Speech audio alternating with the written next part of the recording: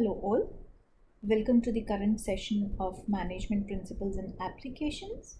Today we are going to take a relatively simple but significant topic, that is functions, levels and competencies of management. What are the various functions of management? According to Coons O'Donnell, there are 5 key functions of management, and you all have gone through them before also. These are planning, organizing, staffing, directing or leading, and controlling. The 5 functions of management. Now, what are we going to do in our next slides is that what do these functions entail? Why are they important? And how to utilize them to gain organization's objectives. The first is planning. The planning is basically, it is the function which is about creating a detailed plan towards achieving a specific organizational objective. When you are planning, you are identifying the tasks which are required to achieve the desired goals, outlining how the tasks should be performed, and identifying when and by whom they must be performed. For example, planning would be a situation where you have an objective, such as, let us say, sales increase by 20% in the following month. Now, you will need to look at the different ways you and your team could achieve this goal. This might include things like creating a new advertisement campaign, reducing prices, or speaking to customers about their shopping plans. So you will plan it so that you can gain 20% gain in the following month in sales. Now, why is planning essential? Planning is essential because it provides the organization a better sense of what it wants to achieve and how it can achieve it. So, planning actually tells you or it shows you the way that what are you going to achieve and how are you going to achieve it. It ensures the proper utilization of available resources. Whenever you plan, you first make a list of your resources, whatever is available, and where you want to take these resources, what is your objective. Accordingly, you plan various things or processes in order to achieve the goal of the organization. A key part of planning is also the vital role it plays in reducing risks. So once you have planned it, what you actually are doing, you are reducing your risks. So planning provides answers to many questions, like what actions are necessary to achieve the desired goals, why these actions would be necessary, who will be responsible for these actions, where will these actions take place, when will these actions take place, and how will these actions will take place, which will take you to the desired objective. Now, how to plan? First of all, gain knowledge of the issues. So you must know what you are getting into. If you do not know that what is the ultimate goal, how will you plan it? So you need to understand organizational objectives, the different components they involve, and the available resources you and the team have. In terms of increasing sales, like example we just stated, you need to have an understanding of how the sales industry works and what different methods can effectively boost company sales. The next is you should be able to look into the future. So you can only plan because planning is all about future. So the function is about understanding the short-term and long-term objectives of the organization that they want to achieve. You need to consider not just these different elements but also be able to make predictions about the future conditions. Perhaps you've noticed changes in customer behavior due to the downturn in the economy. So in the COVID times, you have noticed that the customers what would they want. So maybe it would involve changing your product to the needs of the customers. So that is predicting the future. Determine the objectives. Once you're aware of organizational objective, the resources available, and the future outlook to achieve the objectives, you need to identify the specific process and detailed goals that are required to achieve the bigger goal. You might want to create a marketing campaign to increase sales, which requires the team to conduct market research and to come up with its ideas.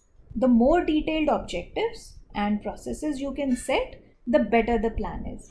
So a plan has to be very detailed, and it has to be undertaken while you have predicted the future well.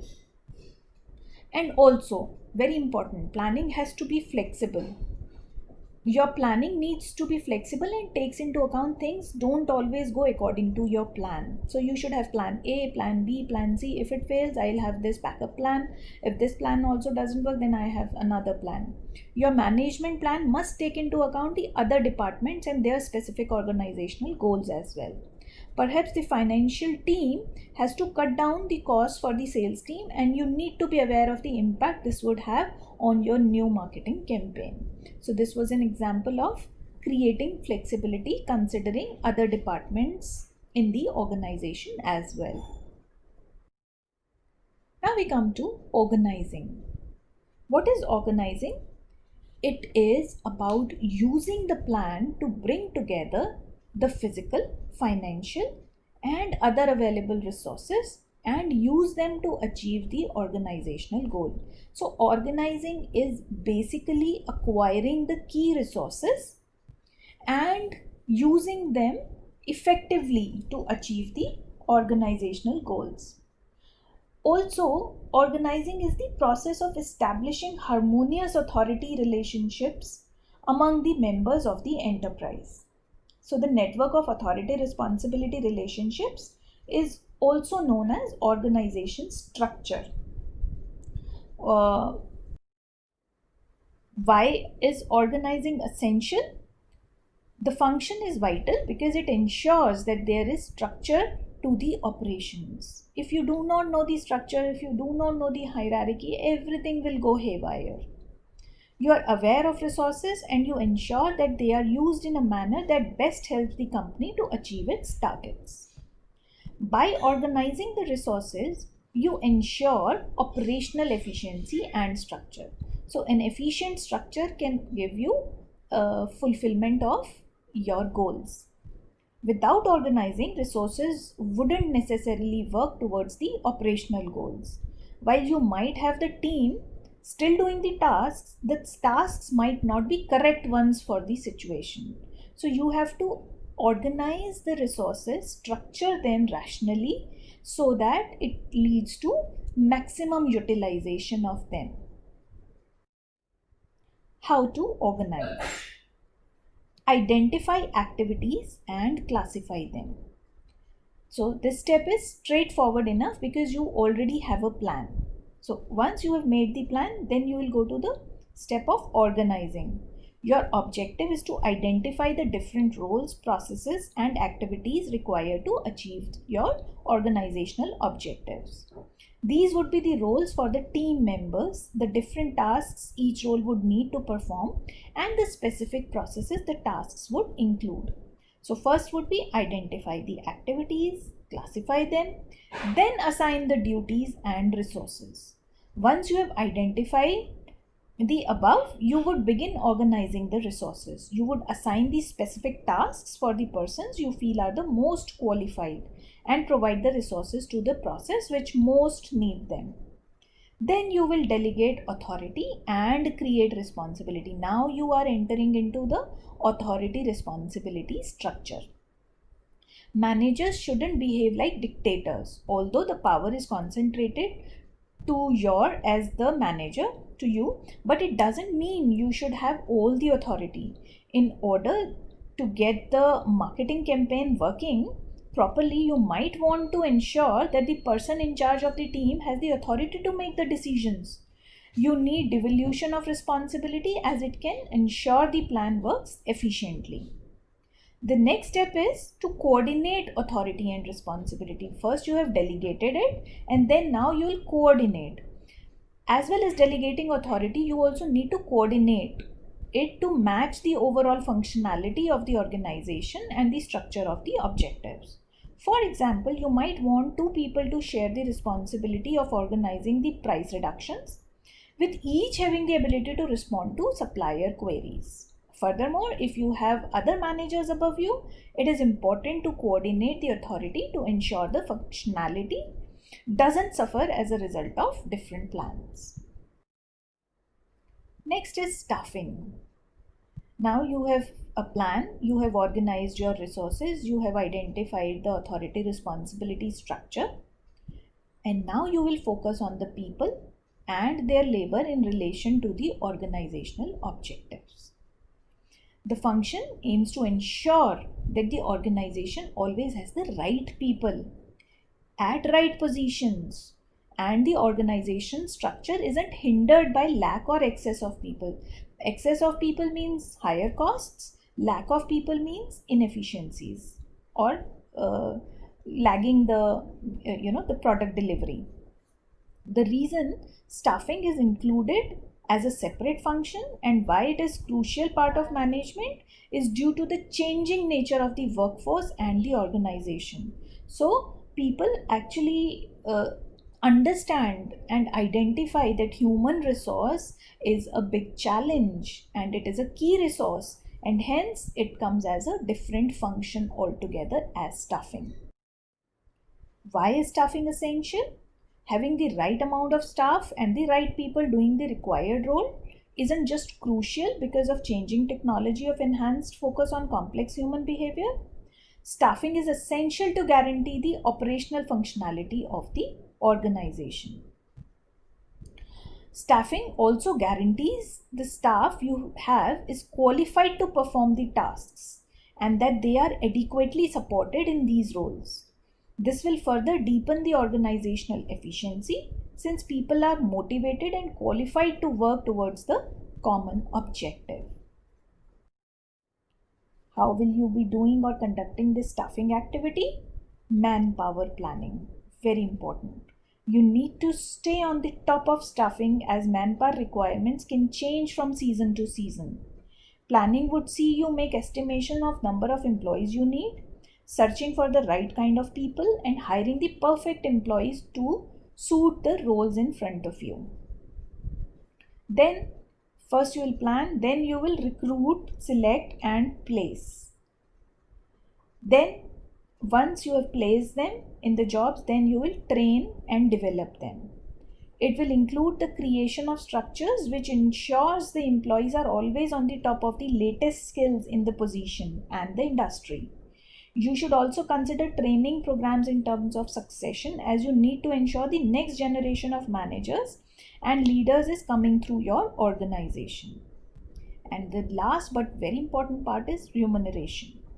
A big part of the function is the financial aspect. Staff remuneration is key in terms of attracting the right talent without damaging the organization's finances. If you aren't offering a competitive remuneration package, the applicants will go to your competitors. So you have to be offering them adequate motivation so that they come and work for you. Then after giving them salary, you will also be doing their performance appraisal. So you must also create structures of feedback within the organization. Feedback can play a crucial role in motivating and developing employees. With the reward structures, ensuring good behavior is supported and noticed. Promotions and transfer of roles. So you cannot keep a person at the same position for very long time because it would get monotonous and it would affect his efficiency. Related to the above 2 points, salary and performance appraisal, promotions are essential for staffing operations. You can reward and motivate the staff by offering enough opportunities to climb up the career ladder, creating structures for role transfers and promotions. It also ensures the talent and knowledge you have attracted doesn't leave elsewhere. So, to keep the labor turnover lesser, you have to give them opportunities to grow. Directing. What is directing? It is about actuation of the methods to work efficiently to achieve the set organizational objectives. It is directing or leading also. The function goes beyond organizing the employees to their specific roles and involves ensuring they are able to perform the tasks through a variety of means. So it is about ensuring that people are working, people are motivated enough. So there are certain charismatic leaders, people just follow them just like that. They do not have to do too much. Or a leader can be because of his position. So it's a positional leader that out of that position's respect for the people, people will follow that leader. So that leader has to ensure that the people under him are able to perform. Directing in essence is looking after productivity and ensuring productivity is going up instead of decreasing. And why is directing essential? It helps strengthen the operational capability of the organization. It does so by ensuring the different parts of organization are working better. So directing is a bridge between operational needs and the human requirements of its employees. When objectives are approached from a human perspective, that aims to ensure people's opinions are heard. The goals are met faster than in task oriented environments. The management's ability to listen to the workforce, support, and inspire them will boost the productivity and profitability of the organization. For example, if your leader is a robust leader, an effective leader, then you would like to work for him. I take an example of our Prime Minister Modi. So, even if the days are good or not, I do not want to get into that argument, but there is a feel good factor because your leader is charismatic. He is making you believe that the good days are here. How to direct? Supervision. You need to oversee the work your employees are doing.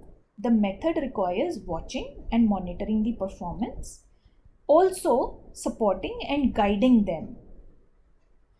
You could use evaluation reports, examine the quality of work, and be present during certain parts, such as team meetings or when the person is talking to the clients.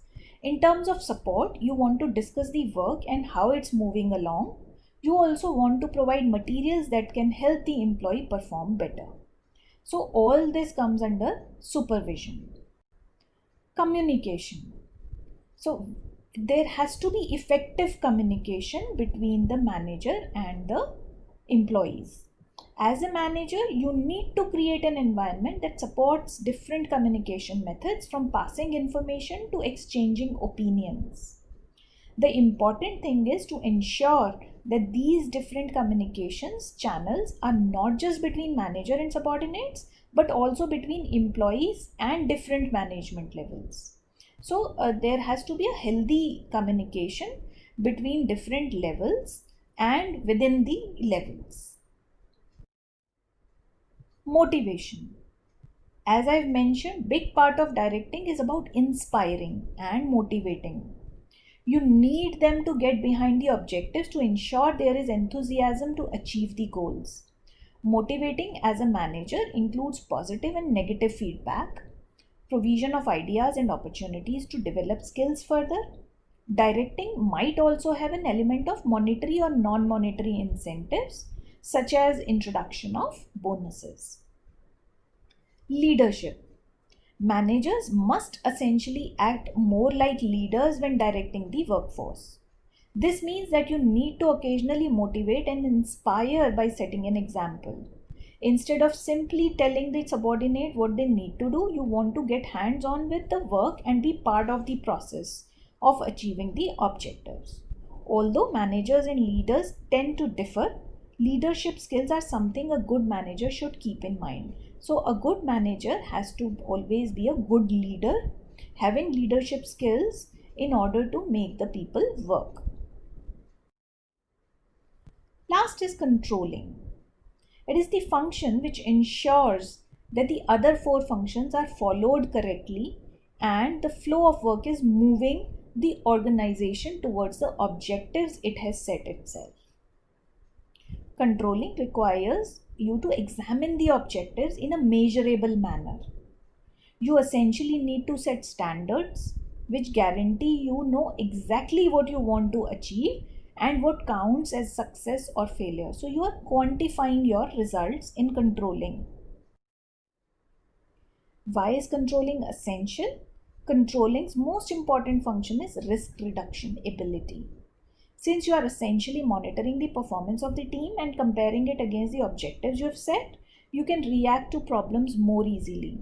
Instead of realizing at the end of the month that you have missed your sales target by a huge margin, you can keep an eye on the situation during the process. How to control? First is establish standards of performance. So, first of all, you would set against which you will compare your actual productivity.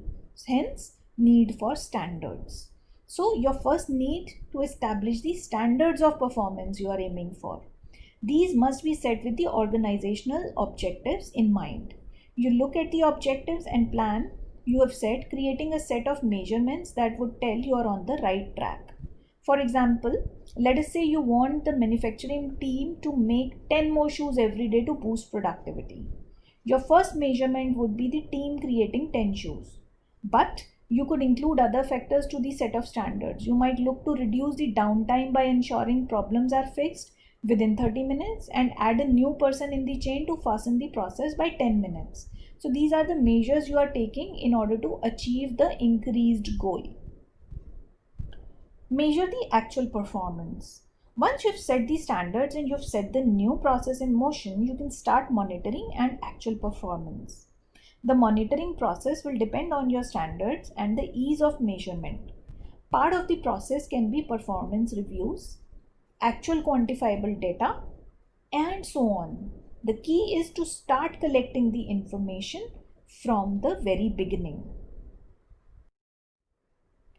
Compare the actual performance with the expected standards. So whatever standards we set, now we'll be comparing the actual performance with it.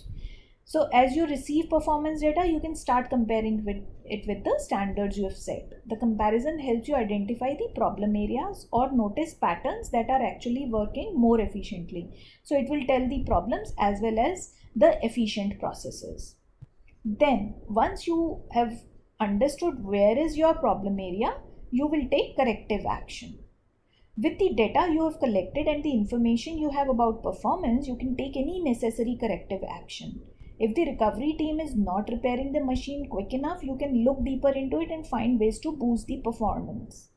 On the other hand, you might notice that the team is producing more shoes than you expected, which could help you revise your objectives from the retrospect. Now, after discussing the functions of management, we come to the levels of management. What are the levels of management?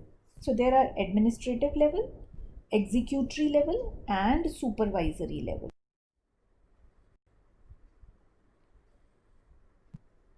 Top level management, middle level management, and low level management. Let us relate how the administrative level management or other levels relate to each other. Top level management, also the administrative level management. They coordinate services and are keen on planning. So these are the people who plan. The top level management is made up of board of directors, chief executive officer, chief financial officer, chief operating officers. These days, chief technology officer, that is CTO, is also there, the presidents and the vice presidents. So they are accountable to the shareholders for the performance of organization. There are several functions performed by the top level management, but three of them are the most important. What are they? To lay down the policies and objectives of the organization, strategizing the plans of enterprise and aligning competent managers to the departments or middle levels to carry them out, and third, keeping the communication between the enterprise and the outside world. So they are the link between the organization and outside world. So they are the faces of the organization as well. Middle level management. It is also referred to as executory level. They are subordinates of the top level management and are responsible for the organization and direction of the low level management. They account for the top level management for the activities of their departments. So these are the executory people. They report to the top level management. So these middle level managers are in charge of employment and training of the lower levels. They are also the communicators or a bridge between top level and the lower level, as they transfer information, reports and other data of the enterprise to the top level. Apart from these, there are three primary functions. What are those? To carry out the plans of organization according to policies and directives laid by the top management. So they are kind of agents of top level management. To organize the division or departmental activities, they at their own level would be organizing these activities. To be an inspiration or create motivation for junior managers to improve their efficiency. So they are also in a sense leaders who will motivate and inspire their juniors to improve the efficiency. Now comes lower level management. It is also known as supervisory or operative level of managers. They oversee and direct the operative employees. They spend most of their time addressing the functions of the firm as instructed by the managers above them. The lower level managers are the first line of managers as they feature at the base of the operations. So they are essential personnel that communicates the fundamental problems of the firm to the higher levels. This management level is made up of foremen, line boss, shift boss, section chief, head nurse, superintendents and sergeants, etc. What are the primary functions of lower level management? They allocate tasks and responsibilities to operative employees, so shop floor employees, to ensure quality and be responsible for the production quantity, to communicate the goals and objectives of the firm laid down by higher level managers to the employees, and also the suggestions, recommendations, appeals and information concerning employee problems to the higher level managers, to give instruction and guided direction to workers on their day-to-day jobs. Also, to give periodic reports of the workers to the higher level manager. All these are functions of lower level management. Now, we come to the last topic, and that is basic management competencies. What are management competencies? These are the management skills that can be defined as certain attributes or abilities that an executive should possess in order to fulfill specific tasks in an organization. They include the capacity to perform executive duties in an organization while avoiding crisis situations and promptly solving problems when they occur. Management skills can be developed through learning and practical experience as a manager. So they can be inborn, they can be learned, and they can be practiced, and you can gain experience and insight over it. What are these basic management skills or competencies? Technical competencies or skills, conceptual ones, and interpersonal ones. Technical ones. Technical skills involve skills that give the managers the ability and knowledge to use a variety of techniques to achieve their objectives. These skills not only involve operating machines and softwares, production tools and pieces of equipment, but also the skills needed to boost sales, design different type of products and services, and market the services and the products. So these are typical technical skills required to increase the production and services. Then conceptual skills. These involve the skills managers present in terms of the knowledge and ability for abstract thinking and formulating ideas. The manager is able to see an entire concept, analyze and diagnose a problem, and find creative solutions. This helps the manager to effectively predict hurdles their department or the business as a whole may face.